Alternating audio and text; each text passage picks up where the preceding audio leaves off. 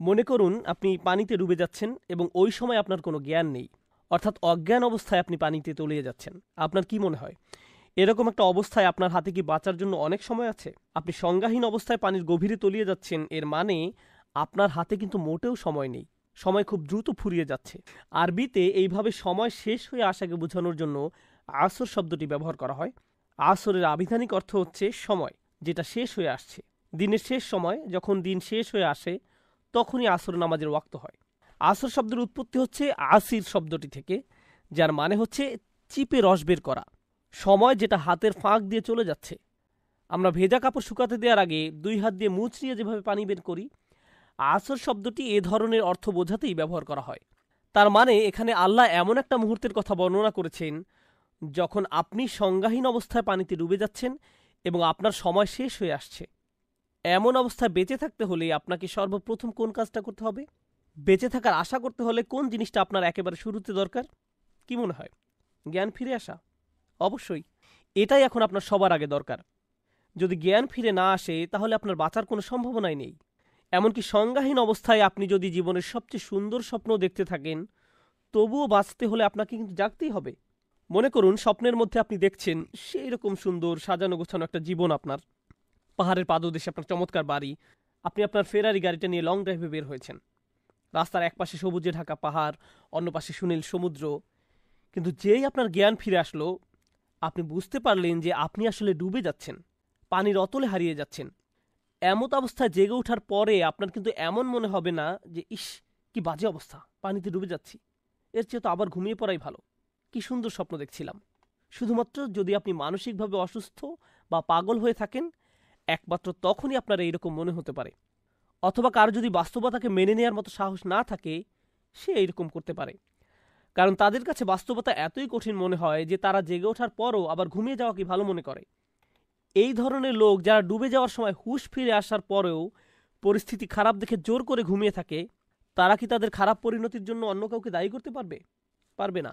শুধুমাত্র নিজেই নিজেকে এর জন্য দায়ী করা ছাড়া আর কিছুই তারা করতে পারবে না। যাই হোক, স্বাভাবিকভাবে ধরে নেই যে হুঁশ ফিরে আসার পর সে যখন দেখলো যে অবস্থা খুব খারাপ, সে ডুবে যাচ্ছে, তখন সে আর ঘুমালো না। কিন্তু এরপরে সে কি করবে? এমন একটা অবস্থায় আপনি কি করতেন? হাত পা সব কিছু নাড়িয়ে চেষ্টা করতেন না পানির উপরে উঠতে? যদি সাঁতার নাও জানেন তারপরও তো চেষ্টা করতেন, কি করতেন না? আর এই চেষ্টা করতে করতে যখন আপনি বুঝতে পারবেন যে এলোপাথারি হাত পা না ছুঁড়ে একটা নির্দিষ্ট স্টাইলে হাত পা নাড়লে আপনি উপরের দিকে যাচ্ছেন, তখন আপনি ঠিক ওইভাবে হাত পা নেড়ে উপরের দিকে যাওয়ার চেষ্টা করতে থাকবেন। তার মানে বাঁচার জন্য সর্বপ্রথম আপনাকে বেহুশ অবস্থা থেকে জেগে উঠতে হবে, এরপরে সাঁতার কেটে উপরের দিকে যেতে হবে, অথবা অন্য কোনো উপায় হলেও উপরের দিকে যাওয়ার চেষ্টা করতে হবে। কিন্তু যেই না আপনি পানির উপরে মাথা তুলে বড় নিঃশ্বাস নিতে গেলেন, তখনই আপনি পায়ের গোড়ালিতে একটা চেইনের উপস্থিতি টের পেলেন। সেই চেইনের অপর প্রান্তে কিছু একটা বাধা আছে, যেটা আপনাকে আবার পানির নিচে টেনে নিয়ে যেতে চাচ্ছে। অপর প্রান্তে সেই জিনিসটা আর কিছুই না, সেটা আপনার ভাই, যে এখনো ঘুমিয়ে আছে পানির নিচে। তার মানে আপনি ভেসে ওঠার পরও আবার ডুবে যাচ্ছেন, কারণ আপনার ঘুমন্ত ভাই আপনার সাথে চেইন দিয়ে বাঁধা। তাহলে আপনি এখন কি করবেন? অবশ্যই আপনাকে এখন আপনার সেই ভাইকে ঘুম থেকে উঠাতে হবে, তাই না? হয়তো আপনি আপনার সেই ভাইকে অনেক ভালোবাসেন অথবা বাসেন না, কিন্তু মূল ব্যাপারটা হচ্ছে এই মুহূর্তে আপনি আপনার সেই ভালোবাসা থেকে কিন্তু তাকে ডেকে তুলছেন না, আপনি নিজের গরজেই তাকে ডাকছেন। কারণ এই পরিস্থিতিতে আপনি যদি তাকে ডেকে না তুলেন তাহলে আপনি নিজেও কিন্তু বাঁচবেন না। তো আপনি তাকে ডেকে তুললেন। জেগে ওঠার পরে আপনার ভাই বলল, আরে আমি কি সুন্দর ফেরারি গাড়ি নিয়ে লং ড্রাইভে যাওয়ার স্বপ্ন দেখছিলাম, আর তুই খামোখায় আমাকে ডেকে তুললি, আমি আবার ঘুমাতে যাচ্ছি। অর্থাৎ সে আপনাকে বেমালুম উপেক্ষা করলো। তখন কি আপনি বলবেন যে ঠিক আছে, আমার কি আসে যায়, তোর যা ভালো লাগে সেটাই কর? আপনি কিন্তু মোটেই এরকম করবেন না। সে যদি আবার ঘুমিয়ে যায়, আপনি তাকে ধাক্কা দিতে দিতে বলবেন, আরে ওঠ, ওঠ, তাড়াতাড়ি, তাড়াতাড়ি কর, আমাদের বাঁচতে হলে পানির উপরে উঠতে হবে। এভাবে থাকলে চলবে না। এইভাবে যতক্ষণ পর্যন্ত না সে ঘুম থেকে উঠে বলবে, আচ্ছা ঠিক আছে বল কি করতে হবে, ততক্ষণ পর্যন্ত আপনি চেষ্টা করবেন তাকে ঘুম থেকে তোলার। তারপর আপনারা দুইজনে একসাথে সাঁতার কেটে পানির উপরে ভেসে উঠলেন। কিন্তু ওঠার পরে বুঝতে পারলেন যে এইবার অন্য আরেকজন আপনাদের দুইজনকে আবার পানির নিচে টানছে। সেটা হতে পারে আপনার বাবা মা, দাদা নানা, বোন বা ছেলে মেয়ে কিংবা প্রতিবেশী। আর এভাবে এই সমস্ত প্রক্রিয়াটা বারবার চলতে থাকবে। তার মানে বাঁচার জন্য একজন মানুষকে 4টি ধাপ পার হতে হবে। সবার আগে তার নিজেকে ঘুম থেকে উঠতে হবে, এরপরে সাঁতার কেটে উপরে যাওয়ার চেষ্টা করতে হবে, এবং একই সময় তার পরিচিত অন্যদেরকেও, যাদের সাথে সে বন্ধনে জড়িত, তাদেরকে ঘুম থেকে উঠাতে হবে, তাদেরকে বাস্তবতা বুঝাতে হবে।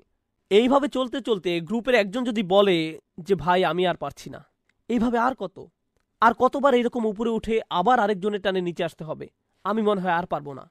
তখন অন্য আরেকজন এগিয়ে এসে সাহস দিতে হবে, বলতে হবে না, আমরা ইনশাআল্লাহ একসাথে এই বিপদ থেকে উদ্ধার পাব। তখন অন্য আরেকজন এগিয়ে এসে সাহস দিতে হবে, বলতে হবে না, আমরা ইনশাআল্লাহ একসাথেই এই বিপদ থেকে উদ্ধার পাব, তোমাকে পারতেই হবে, আর অল্প কয়েকবার বাকি, চলো চলো। আমরা মুভিতে অনেক সময় এই ধরনের অবস্থা দেখি। একদল লোক যখন কোনো জায়গা থেকে পালাতে যেয়ে অনেক বাধা বিপত্তির সম্মুখীন হয় এবং দলের দুর্বল সদস্য যখন বলে যে আমি আর পারছি না, তখন অন্যরা কিভাবে তাকে উৎসাহ দিয়ে সজীব রাখে। তারা সবাই একসাথে কাজ করে, একে অন্যকে আপ্রাণ সাহায্য করে, কারণ তাদের বেঁচে থাকাটাও একে অন্যের উপর নির্ভরশীল। যাই হোক, এখন আসুন আমরা দেখি আল্লাহ এই সূরায় কি বলছেন। প্রথমে তিনি বলছেন ওয়াল আসর, সময় চলে যাচ্ছে, সময় শেষ হয়ে যাচ্ছে।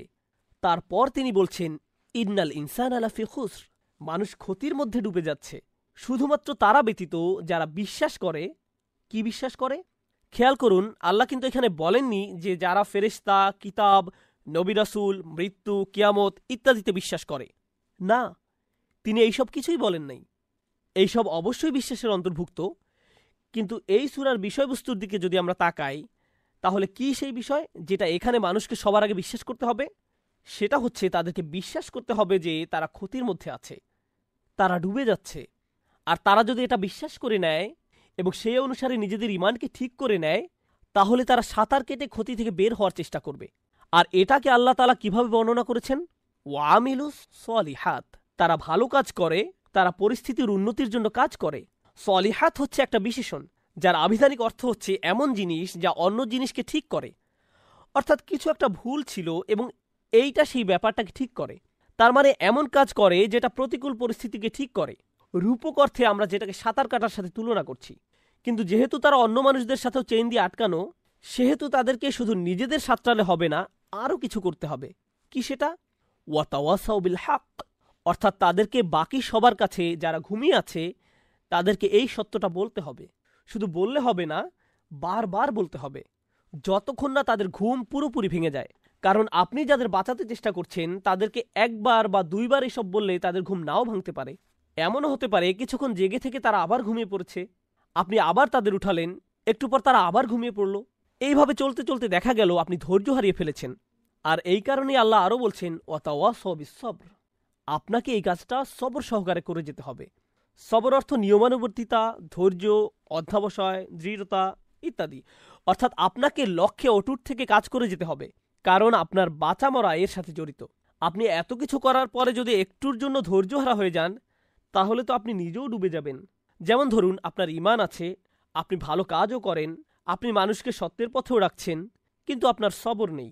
তার মানে এত কিছুর পরও আপনি ঠিকই ডুবে যাবেন। অর্থাৎ ক্ষতির হাত থেকে বেঁচে থাকতে হলে আপনাকে 4টি শর্তের সবগুলোই পূরণ করতে হবে। প্রতিটি শর্তই সমানভাবে গুরুত্বপূর্ণ এবং একটির সাথে অন্যটি ক্রমানুসারে সংযুক্ত, যেটা এই সূরাতে অত্যন্ত সুন্দরভাবে ফুটিয়ে তোলা হয়েছে।